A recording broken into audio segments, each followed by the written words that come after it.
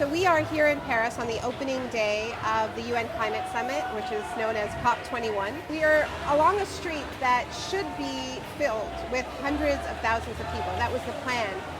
Organizers were estimating that they might even have 1 million people to demand climate action and climate justice, much bolder than what politicians are delivering on the opening day of the summit, to say we have our red lines, and those red lines are the deal has to be equitable, it has to be legally enforceable, it has to be ambitious.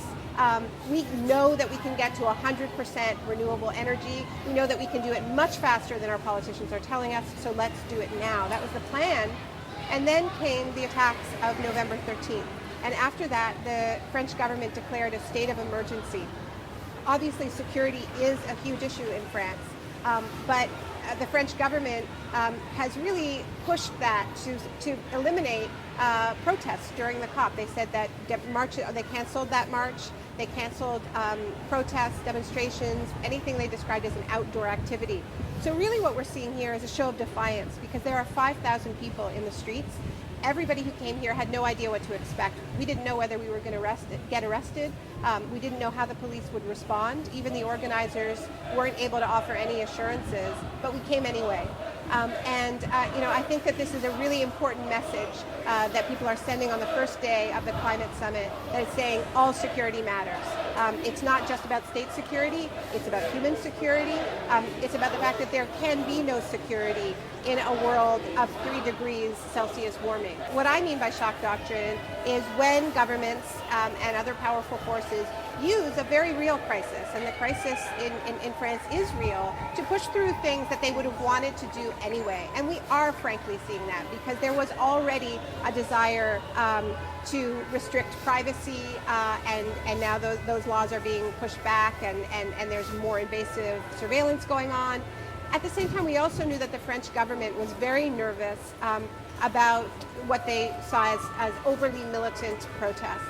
And they were already pushing back against that. And so now they really are, I think, we are seeing a pretty classic example of the shock doctrine, where the state of emergency is being used or attempted to be used to silence demonstrators who were inconvenient anyway. But what's happening here is that people aren't accepting that. We've seen preemptive raids of activist centers and activist houses. 24 activists have been put under house arrest for the duration of the summit, a kind of a pre-crimes unit that we're seeing, where people are being arrested for things they haven't done yet. So this is the sort of atmosphere under which this demonstration is taking place. Well, when you go to a UN climate summit, they're incredibly bureaucratic, right? I mean, the language is, if you're not a climate wonk, it's very hard to understand all of these United Nations acronyms, UNFCCC and IPCC, and all of this, and that's just the easy stuff. Then you have the temperature targets, the emission reduction targets, but underneath all of that jargon, all those acronyms, all those numbers, are human lives. I mean, that is what is being debated: lives, livelihoods, ancient cultures, traditions. When island nations in the Pacific, low-lying island nations, say we need a temperature target of 1.5 to survive, which is the slogan of island nations during previous summits, they are fighting for.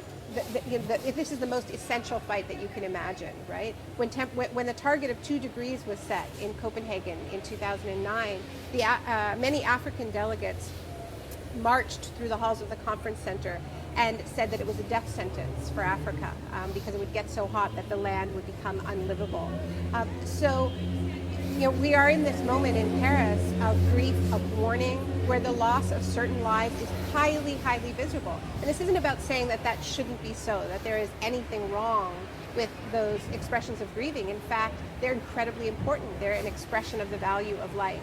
But I think what needs to happen during the summit is that circle of mourning, that circle of valuing life, has to be enlarged to include everyone.